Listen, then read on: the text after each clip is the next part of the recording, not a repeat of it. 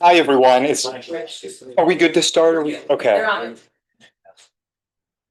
As you know, it is so good to see so many familiar faces here. I cannot tell you how honored I am to be now somewhat of a regular speaker here at the Terrasana Village. You have no idea how much this means to me. I was never very popular in school. And now I am, it feels like.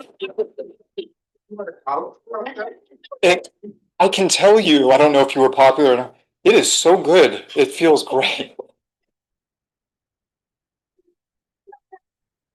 For those who don't know, my name is John Schwartz, and I run an organization here in town called Partner in Aging. And if you have any more questions at the end of the presentation, I'd be happy to answer. But you came today, and I'm so impressed. You came today to learn about technology and this acronym AI, artificial intelligence, and how it's going to benefit aging today and what I think it will look like in the future. So I am really excited about this talk. You wouldn't believe it. This PowerPoint, I didn't create it. AI created it. So here we go.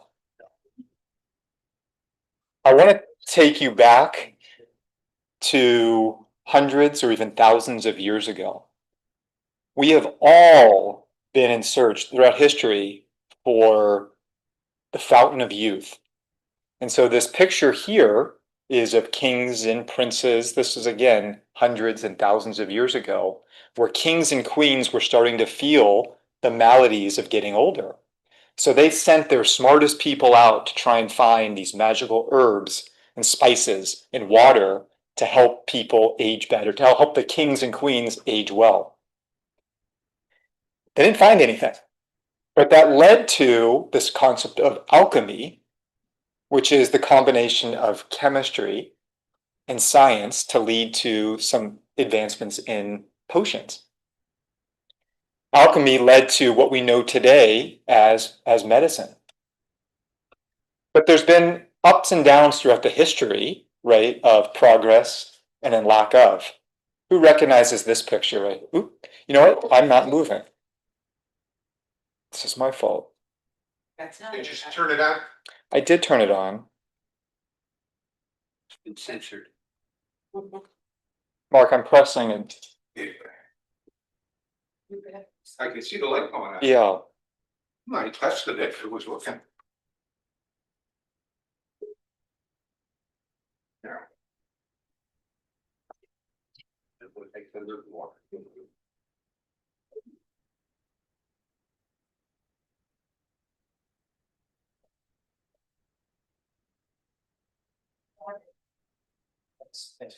Sure. So I assumed you were looking at what I was looking. Here's the picture of the prince and the princess searching the world. Here's the alchemy. And then who recognizes these guys right here? Leeches. For thousands of years, true, I believe 1,000 years, this was what was thought to be the greatest medical advancement, was leeching. Who here has been leeched before? Yeah. People thought to clean your blood of disease, right? This was the greatest therapy. Throughout history, we've gone up and down in our progress. This was a major advancement. This was the first incredible achievement. So back in the year 1900 in the United States, the average life expectancy was what? 37 years old. In the year 1900, that's incredible. I'm almost 40 years old, and that really starts to hit home to me. But we began to really see massive life increase of expectancy when sanitation improved, when refrigeration improved, when we cleaned our streets and got better plumbing and sewage. And the women average 5.7 kids. And the women average 5.5 kids. That's the truth. But then we also saw improvement once public health got vaccines. And so this boy was getting a vaccine. So we started to see incredible advancements in that life expectancy. And that all happened in the early 1900s. Progress goes up, progress goes down. Who recognizes this picture right here? I know it's hard to see.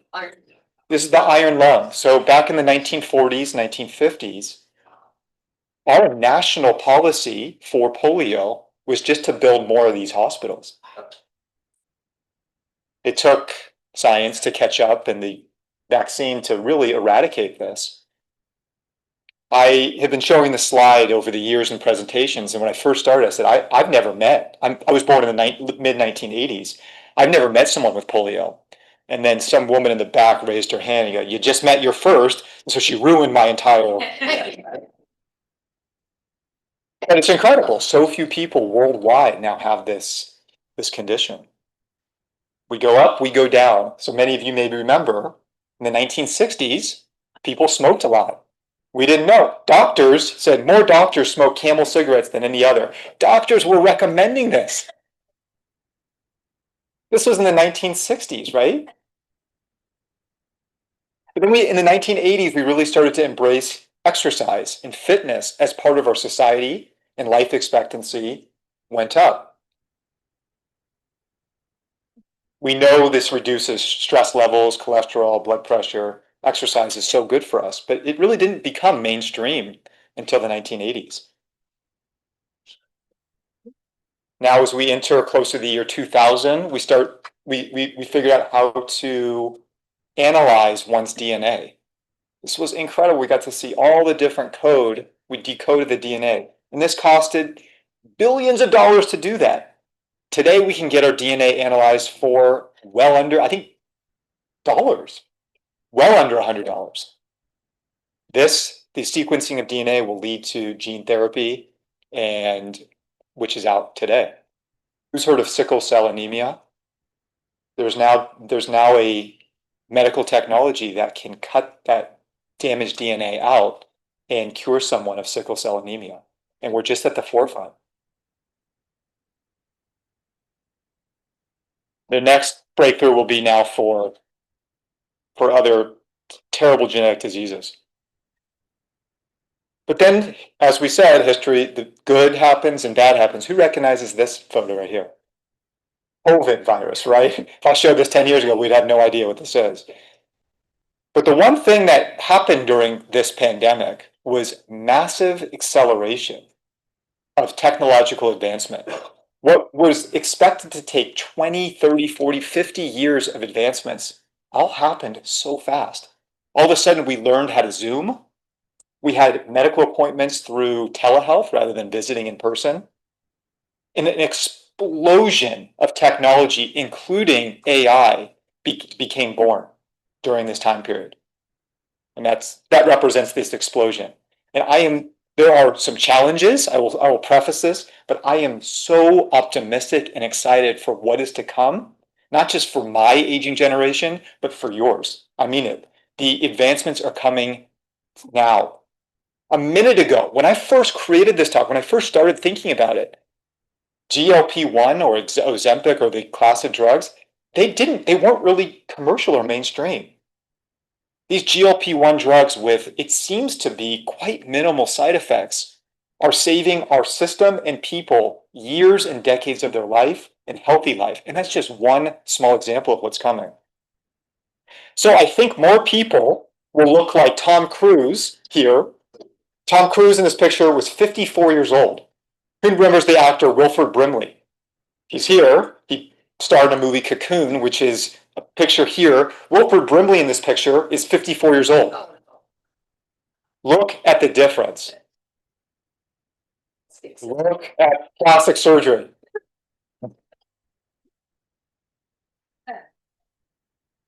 So why is this so important? Why is technology, AI, and what's to come so important? Because there are challenges with aging. We know this. Don't want to sugarcoat it. By the year 2050, the world's population of those 60 and older are going to double. I imagine if I pulled out everyone here, 85% of people 65 and up want to age at home. They think they want to, but is it a reality to be able to do so? I think technology, I know, will help people age at home for longer and healthier.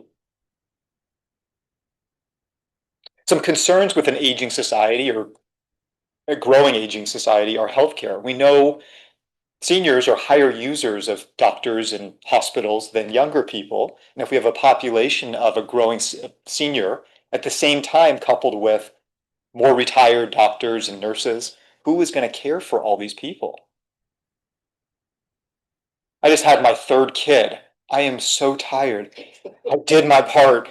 We have enough kids now, right? But we need potentially more people to have children because who's going to care for me and my generation? You need to train partners. Isolation. One of the things I give this group so much credit, this here in the village, and I mean I speak to people and groups all over town. And I'm not saying this, there is nothing else that exists like this. The fact that you belong, that you've sustained this, that Cassandra's here is amazing. It reduces this major challenge, isolation. Okay. But isolation is a major challenge as we get older. Can technology and AI help that? Safety. AI technology will improve a senior's ability to safely age, and it will improve our mobility. Also, who's nervous about cognitive decline? This is, do you know it's the biggest fear someone has? More concerned about cognitive decline over cancer or outliving their money. It's losing your memory. Can technology, can AI help preserve our memory in ways that are not here today? I think so. So how technology is changing aging? I think there's three pillars of aging well, or there's three pillars of technology and aging. I'm sorry. There's AI and robotics. This is what we'll talk about today. Smart homes. What's a smart home? And wearable. Digital health and social connection. Who recognizes these pictures right here? Does anyone have an Amazon? Sorry, Alexa. Yeah. Do you use it? Yeah. Yes. And then Hey Siri, that's outdated. Now we have ChatGPT. And then the iWatch, which I am such a fan of. I see one right here. I'm sure there's many others.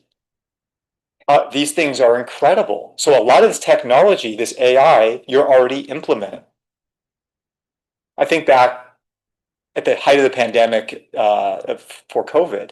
Imagine being in that world 5 years ago, not knowing how to use Amazon for delivery. If you didn't drive, how to hail an Uber through your phone.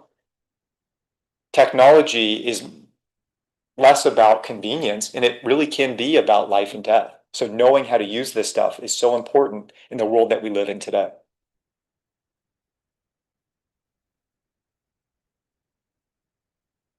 So AI powered healthcare and early diagnosis. This is something that I am so excited about.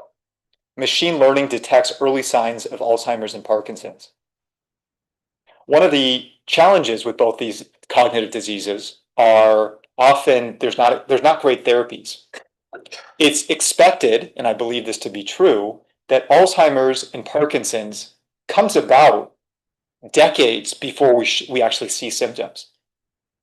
People that have Alzheimer's or dementia probably have some cognitive decline in their 50s, but they don't show symptoms until they're 70 or 80.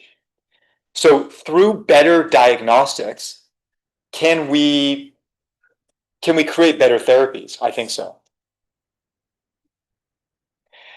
And those better therapies will have more personalized care exactly for you. One of the problems with medicine today is if you have a condition or disease, you're getting the same dosage, the same medication as someone that may weigh far more than you, may have different genetic code than you, because at this point we just give a blanket medication. But soon enough, we're going to have everyone's DNA sequence and figure out the exact therapy or medication that's right for you. Another thing I'm very excited about is predictive analytics, help prevent falls and heart issues, for example. So what's a predictive analytic? That's something like the iWatch or a sensor that you could put in your house. And these sensors are not expensive at all, they're dollars. Would you want to put a sensor, let's say, in your toilet to measure what's in the toilet? how often you're going to the bathroom, right? Do you want that? Because you don't. But what if you feel okay, but it can pick up, oh, you might have some bacteria in your urine. Why don't you go and ask your doctor for an antibiotic before symptoms even come about? So they have that now. This all exists today. Just like you wear the iWatch, measuring your heart rate and other metrics, we're going to have all this stuff inside of our own home. And we're just going to grow for it to become normal.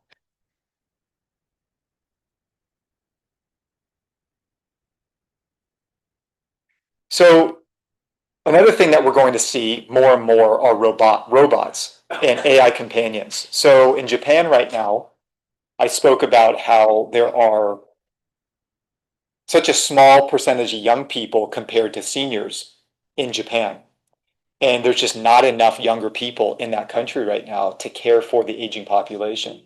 So they're turning to robots to provide nursing care as well as companion care. And that sounds crazy, but all of the data shows that people get used to it. And these pets, and I'll show you a picture of one, just like that. I don't know if you can see it over there in white. It becomes like a real pet and animal to them. I was at a retirement community, this was a year ago in La Jolla, and I was eating lunch in the dining room at this community.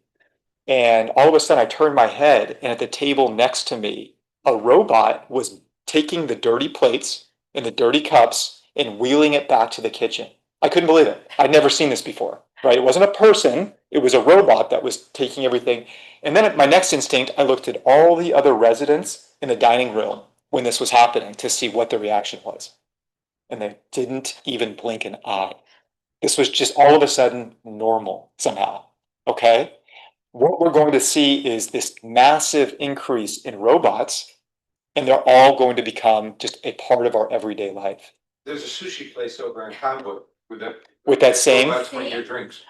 so it's scary, but these robots will help us age in place because they don't get hurt, they don't get sick, they don't cost that much money, and they don't talk back to you. Yeah.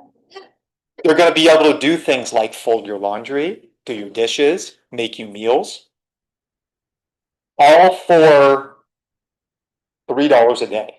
You can rent one of these. And this is coming in your life. In the next few years, we're going to see more and more of these. So follow what Tesla is doing with their Optimus, but they're just one example, right? And I'll send Cassandra more about what the Tesla Optimus is doing, but others. These robots are going to become widely available. I've read that there are going to be more robots in the world than people. Robots now are putting fires out. So I know in California, we're all concerned, especially here in Tierra Santa, about fires, right? There's just not enough firefighters, right? What happened in Los Angeles, how quick these fires can really escalate. Now there's going to be robots. And then there's going to be robots that also provide bedside care, just like this one, that will take your blood pressure, gift you a drink, all while preserving your privacy. I was just in a home yesterday, and this poor woman said, I just don't want to, I feel so vulnerable. I need help with everything. I need help getting up, going to the bathroom. I wish someone else didn't have to see me in this state. And so soon enough, a robot will be providing that care, and so she can keep her privacy. So we talked about smart homes and aging in place. A smart home is just outfitting your home like the voice Alexa. Hey Alexa, what do you use Alexa for now? Use it for setting timers or giving me the weather. Anything I have a question that I would ask Siri, I can ask Alexa because I have the hockey puck on my That's right. nightstand. Remind me to take my medication, music. We talked about smart sensors for fall detection. There's also going to be sensors in the bed that you can put down. So let's say the sensor can measure how well you slept that night. And let's say you had a bad night's sleep. We know statistically a bad night's sleep means that you're at a higher risk for a fall that next morning. So maybe if you had a bad night's sleep, you can hire a caregiver to come in that next day to just make sure you're steady and on your feet. Automated lighting and temperature, right? All this stuff can be done without you having to turn a dial. And unfortunately, these devices in the bottom corner right here, these are going to control our whole life and our home.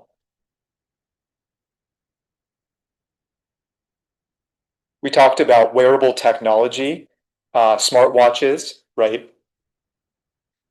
Who wears a Whoop? Have you heard of a Whoop before? Measures your sleep score.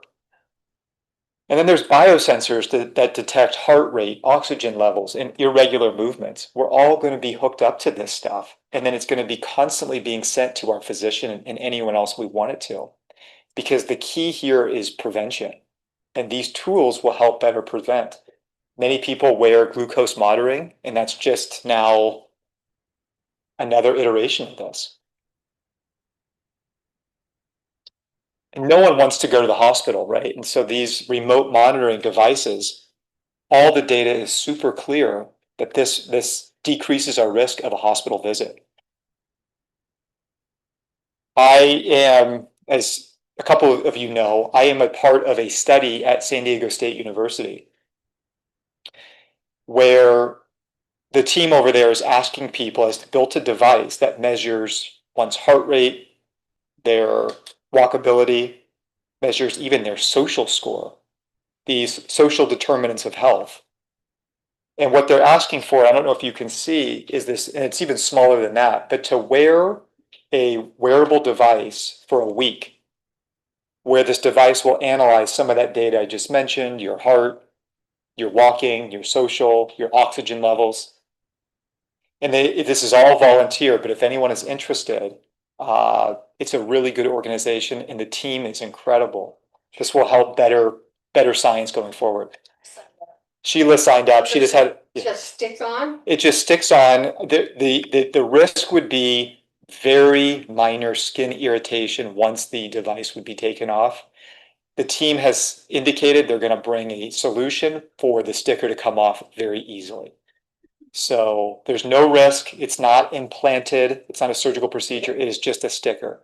So no pressure, but if you're at all interested to participate in this study, I would love to, help get you enrolled.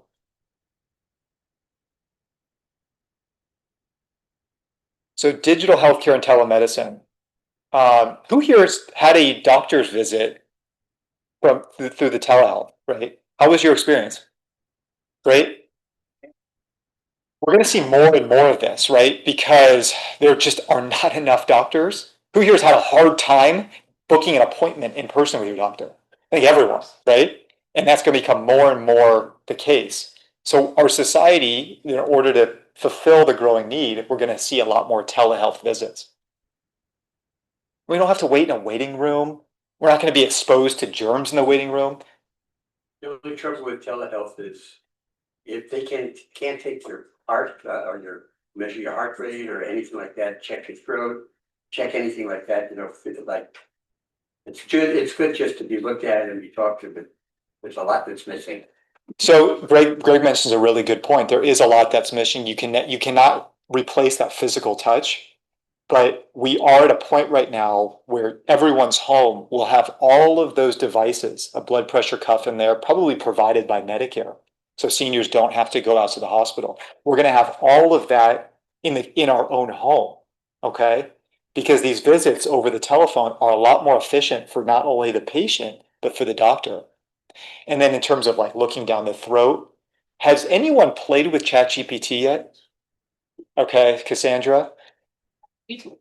This is a large language model, and I'll describe it a bit later. But who's familiar with Google? Google. Okay, so this is like the next iteration of Google, where I took a picture of something that I was concerned on my skin. Is this potentially skin cancer? Instead of freaking out and calling my doctor, I went to ChatGPT. I took a picture with my phone, uploaded the picture to this device, and ChatGPT was able to analyze whether they thought this was something I should get checked out or not. It's unbelievable. And these devices are potentially more accurate than even radiologists can be. It's an app, or you can just do it through your browser. Would it be helpful? I could do a video tutorial on how to use and sign up for ChatGPT. I would be happy to do that. I encourage everyone to sign up for one of these large language models because it is a far better search than even something like Google. And so you can download an app to your phone or just be on your computer and browse. So I'm going to make a video tutorial of me doing this. I'll send it to Cassandra. Is it chat? CHAT, chat, and then the letters GPT. But don't worry about it. I'm going to create a video. That's something I'd like to do. It's just as recent as today, OpenAI announced a new educational module that's gonna run on ChatGPT for educators and for students. This is unbelievable. And then you start, and I think I'm jumping ahead, but you can have conversations with this, unlike you can have with Google. What do you think about this, whatever that is, whatever question you have? It's changed my life, and it's going to change, I mean, the world. This is a picture, Greg, of what the future of medicine will be. She's wearing a cuff that's going to measure her blood pressure and every other metric. And she's on the computer right now talking to her physician.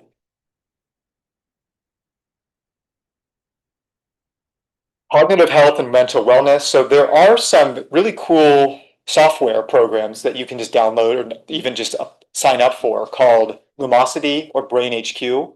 Just things to kind of keep your brain sharper. And it measures where you're at today. They're basically games. You play games on your computer. Has anyone done that before? These brain games? Mahjong, great. But there's also these other brain games that get harder as you get better, or they get easier if you're struggling. And science backed, it really can kind of help preserve cognitive health. For those who are seeking a therapist, which I think we all should be open to, AI is it's sometimes hard to connect with a therapist that you really like. This version, ChatGPT, if you're interested, they have voices on them as well. Mine talks to me with this like really sweet British accent. I think that could be my best friend.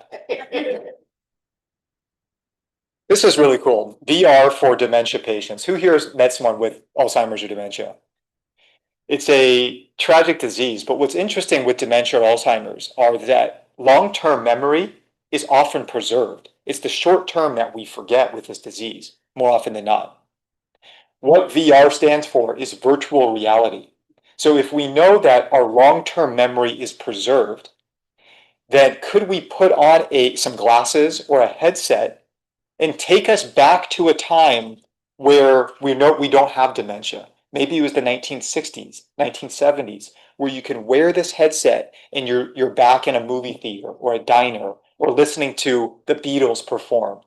And those people, their anxiety lessens, their memories improve. We're going to see more and more people with dementia use this as therapy. And it looks like this. You can also use this, right? I want to see the world. I'd love to see the world. I just don't love flying or packing or doing any of that. Okay. So what we can do, and now I have 3 kids, so schlepping them along is another challenge. I could put one of these on my face, okay, and I can feel like I'm in Antarctica or anywhere else I want to be. So we're going to see more and more people strapping these on to have experiences that maybe they couldn't have because physically or cognitively they're.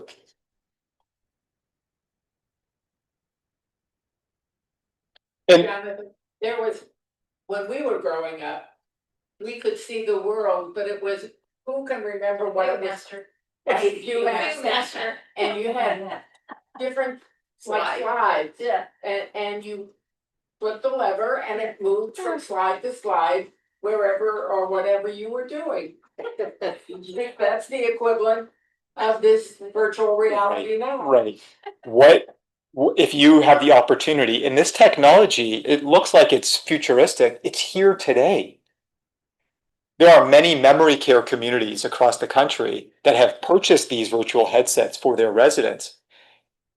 And it improves their quality of life in their day, 100-fold. So these headsets are here. You don't have to have dementia. They're applicable to everyone, right? You could have a front row seat at a Beatles concert, and it really feels like you are there. These things are unbelievable. They're going to become more and more accessible to everyone. So we talked about loneliness as a huge factor for seniors. We're going to see more AI tools that correct that loneliness, that improve. And it sounds kind of sad today, but all the data is showing that we are just going to get used to this. And it's going to be wonderful to have someone to talk to who has grandchildren. Do they live in San Diego? Or they live far away. San Diego, okay. Who feels connected to them when they're able to FaceTime? Didn't that feel like I grew up watching the Jetsons? Remember that cartoon? They had like the FaceTime that felt like, oh, it's never gonna happen. Yeah. Now it's just normal, right? And it's easy to do. Small things. It doesn't have to be super complicated. Like I mentioned, ChatGPT. Oh my gosh, I'm not a tech wizard. How am I gonna figure that out? It is so simple. These tools are meant to be used, and I'd be happy. I'm not a tech person, and if I can explain it, then you'll absolutely be able to use it and apply it to your day.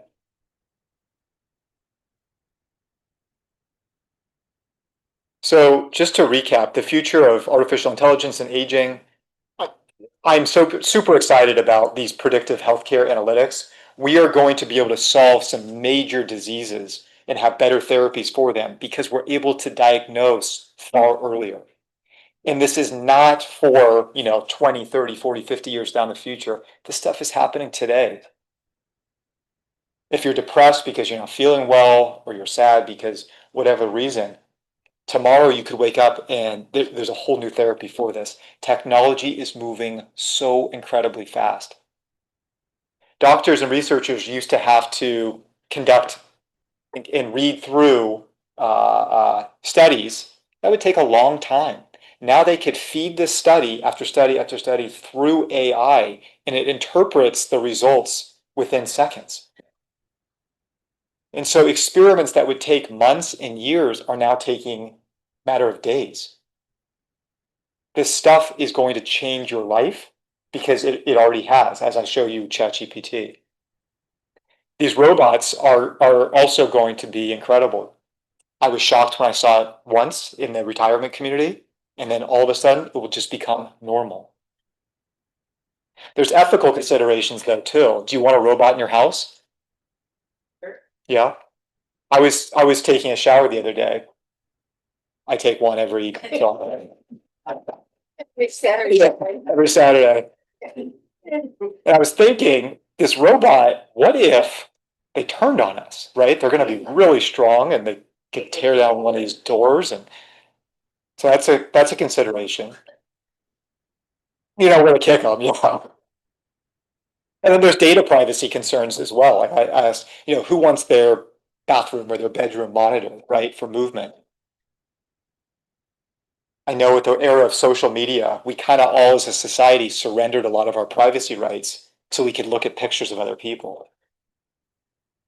And I think one of the other concerns would be we're going to surrender our healthcare rights, right? So some of our data can be monitored. We weigh these pros and cons out. But what we all want, what I know we want, is not necessarily a long life. We want a healthy life. And I'm certain that this technology is going to enable more and more people to live a much healthier life for a longer period of time.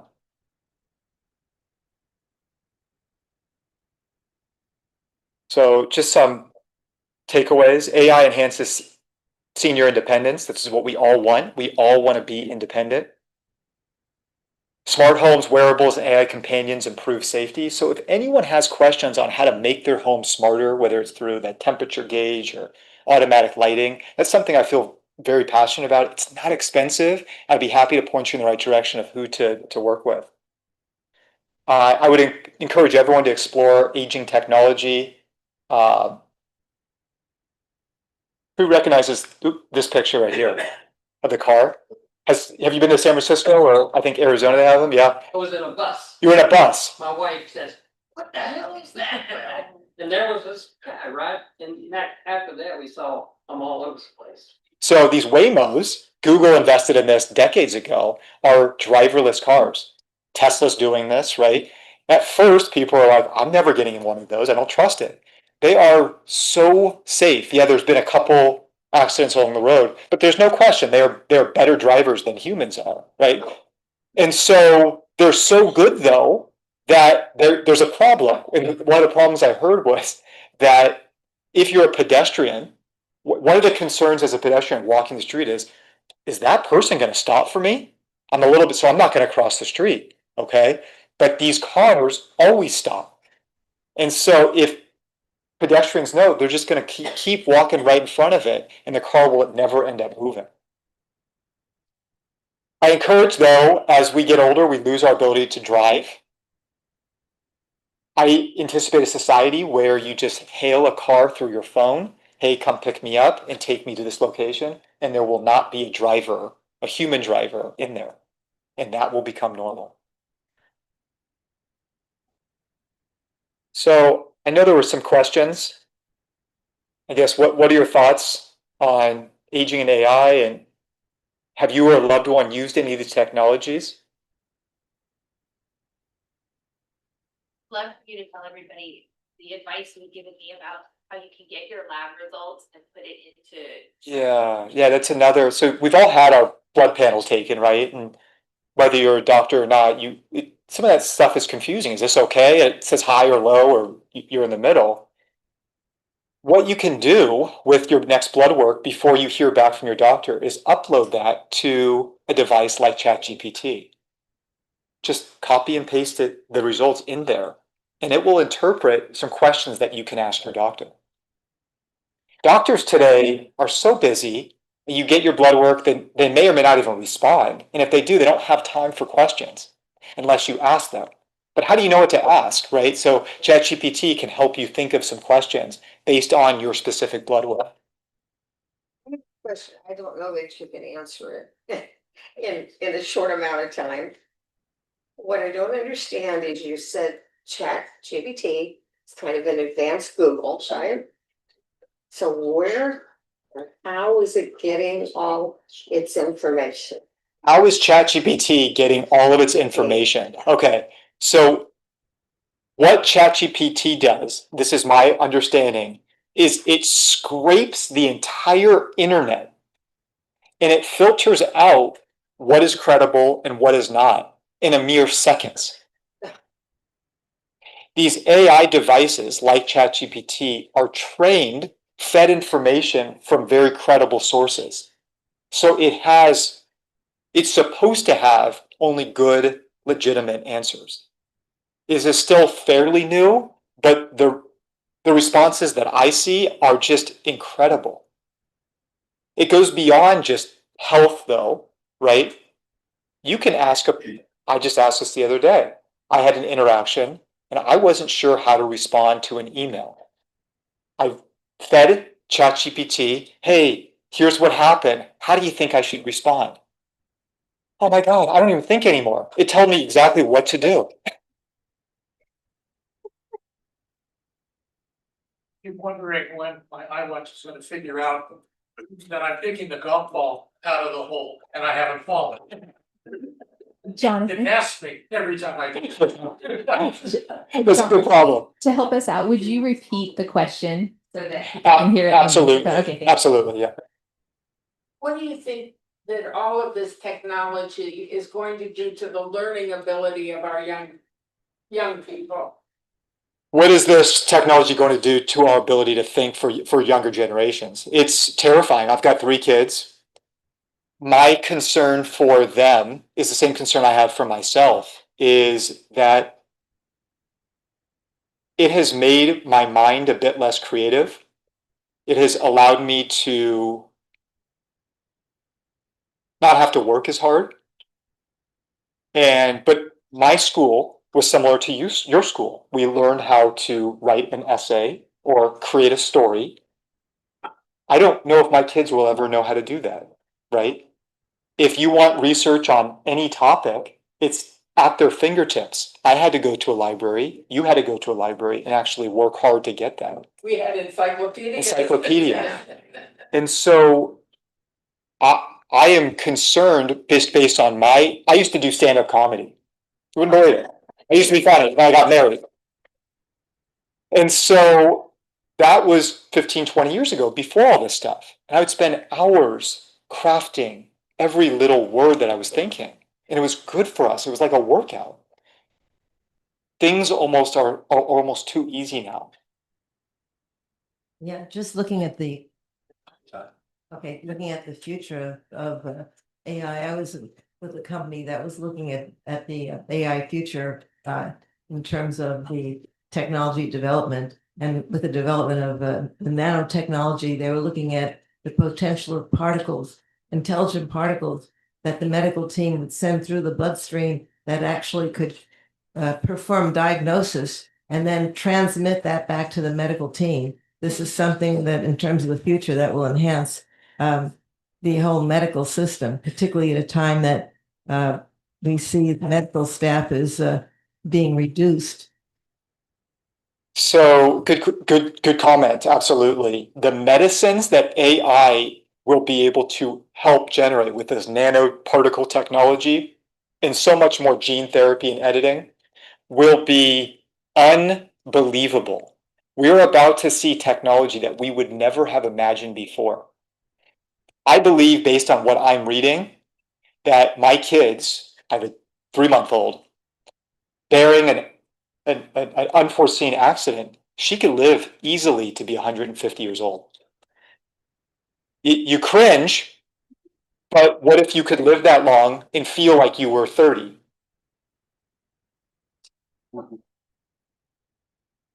Who creates AI? I don't know if I'm qualified to answer. Who creates AI? I don't know if I'm qualified to answer that. AI is, at this point, my understanding, the work done of all humans throughout history is that it analyzes words that we've said and research that we've carried out and wrote down, and then interprets and responds based off that. So it is not new. These are all thoughts that we've come up with in the past or wrote down. But it's able to retrieve those thoughts very, very quickly. Someone have to create the algorithms to do all that? That's right. That's right. Who does that? Richard Whitner. That's beyond me. Who creates the algorithms for this stuff? That's beyond me. Very rich and smart The people. guy's name is Richard Whitner, who's recognized as the grandfather of AI. And he worked for Google. And he quit to crusade for the control of AI because he was so terrified that it was going to run amok. And chat, GPT. Yes. Yeah. Who's your father? I can do it. Right. But you go. I was going somewhere with that question. Oh, I was going somewhere with that question. I have a cousin who is a psychiatrist, and he predicted decades ago that we would evolve into AI and that type thing. A group of geniuses and a group of slugs. And that's scary. So good point. What I believe AI does today, and this advancement in technology, is it allows people of any income to have equal opportunities. So there are pros and cons, right? If you live in Africa and you have an internet connection, you can have this access to the same information that the wealthiest people in the world have. At the same time, I am very nervous at one question that is being tossed around. This is outside of aging, but what will AI do to the future of work? What is the future of jobs going to look like? I have a friend that's a lawyer and he writes contracts up. He works so hard in his law school and he's an amazing lawyer. I can just go on ChatGPT and have it create a contract just like he would do. And it's essentially the same thing. And these aren't just low wage jobs. And then you look at robots and what that's going to do to the future of work. It's already displaced a lot of people. And we're only at the start of this. I've seen a couple videos of kids in college who are using chat GPT. Oh. It's right. Kids in college, you want to.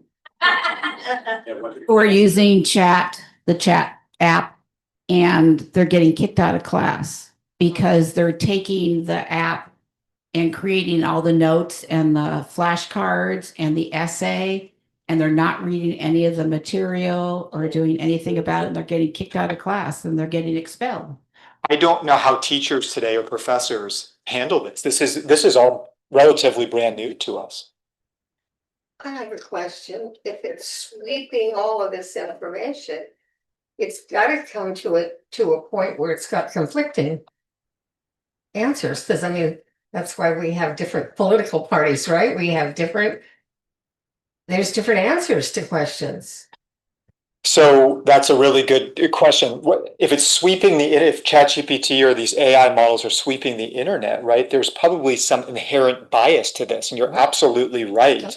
There is inherent bias to whatever. There's all these different models. ChatGPT is one. Elon Musk now created his own called Grok, but there's 10 or 15 other of these chat bots or AI tools. How they work is they're trained on certain text. So for example, I am trying to create a AI model for aging, where I today receive, let's say, 10 phone calls. I can only handle myself 10 calls a day, right? But the bot that I speak to, someone could type in a question, hey, John, what do I do in case XYZ happens? It can respond just like I would. So I am training this robot. Whenever I have what I call a living room visit, I ask if I can record my conversations. Okay. If the person is agreeable to this, I record the conversation and then send that recording to our bot. And it picks up things that I said that they feel would be valuable for future answers. It's incredible. So to answer your question, you've got to be very careful with who you pick and choose in terms of the AI device. For instance, if I asked ChatGPT, how can I live to be 100 years old? I mean, what's he gonna tell me? Have 2 glasses of wine every night and smoke a cigar on the weekend? Or is he gonna say, well, go vegan? Or is he gonna say, take more supplements? Because we have everything, we don't have an answer to it right now. So it's a great comment. What is what these AI devices, are they accurate? Are they accurate exactly for you? Just like what I said earlier about medicine, we're going to have our own personalized chatbot. How do you live to 100? Well, we know based on your DNA, you should be doing X, Y, and Z, right? So our chatbots are not going to be generic. They'll be customized for you specifically. That's what I look like. But you're popular now, so it's okay. So any other question you may have? I don't know, Mark, was there anything online? Any questions? That's why I put it up there to see if they could raise their hand or if they want to chime in. So back to one of the things you talked about earlier, where you had somebody has a mark on their skin And what do you take your Hold the mic phone, closer. take a picture of it, and then what, upload the? Hold the mic closer, please. Where do you, how do you get the picture to ChatGPT or whoever? So how do you upload information to something like ChatGPT? I'm going to create a video, a self-explanatory video to show everyone how to do that. If it's okay, I'll send it to Cassandra and then send it over. It's quite easy, but keep in mind, consider: are you okay submitting this information to the world? Jonathan, I've heard also that AI, GPT, and all these advanced programs are making themselves even more intelligent, picking up from whatever they've learned and everything, which can get out of hand after a while. What do you think? Who here is worried about these AI devices becoming smarter than we are? And then could it turn on us? Really are. Yeah. Quality. Cloning your voice, you put your voice out on ChatGPT. You put your voice out on ChatGPT, and someone who wants to take advantage of your voice, or the president or the senator or some elected official, and we know already that they have been duplicating, and so then you have to worry, is what you're hearing real? It did that with Marco Rubio. Yes. Yeah, go ahead, Jenny. So when you ask a question, do you get back, when I call Angie's List, I get like 10, 15 different people then giving me answers or emailing me back. So when you ask a question on Chat GPT, do you just get one answer, or do you get more than one answer from various sources? So when you ask ChatGPT, do you get a list of, this? I'm just repeating the question. I get vitamin D injections. For some reason, I can't metabolize the oral pill or the liquid, so I get this injected. And it's really hard to find vitamin D injections. So I went into Google and typed in, where do I get this in San Diego? It had no good advice. So then I went into ChatGPT and I said, where do I get these? Does this even exist? Because my doctor's offices don't carry vitamin D to inject. And it gave me two choices. So usually in my experience, ChatGPT gives a list of a few. Yeah, I just want to reinforce Greg's concerns. The AI, and that's something we looked at in the conceptual stages, has heuristic qualities, which means that they can learn well beyond the level of a human. So there may become a time that they say, hey, we don't need these humans anymore. They pollute the earth, they cause conflict. So believe me, there are definitely downsides and there are dangers in terms of developing the AI as could be also kind of a whole transition of our civilization and who survives in it. So good point. And I know it's not a question of, are these devices going to be smarter than people? It's an inevitability as to when, and it's probably in the next year or two or three that these devices will be smarter than all of us. And so the question becomes, who controls that? There's a person or company or government that controls the bias and what the restrictions are. I don't know who controls that. These are conversations that politicians are having daily, and they're constantly in disagreement. My concern, just personally with AI, is less about could they turn on us in a bad way. I think to an earlier point, Alan, you may have said this. What is the future of work? People need work to have structure and to feel a part of society.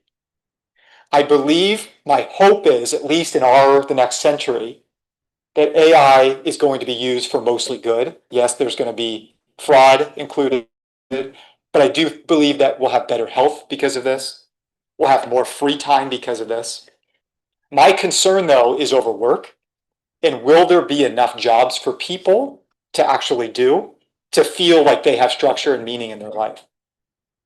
And my other fear would be with AI, are there going to be a population of very few, but extremely rich and powerful, and then everyone else is kind of more or less living on government subsidy income. And what will that do to those are my two biggest concerns with AI. I don't want to be fear and doom and gloom. I will say that in the near future, I am supremely confident that this stuff is going to make our life so much better. All of ours. In terms of the next 20, 30, 40, 50 years, it's hard to predict. So. Well, thank you, Jonathan, so much. We always like seeing you. Thank you. I Thanks so for sharing. appreciate, again, Cassandra. Thank you all so much. I'll stick around if you have any thoughts or questions.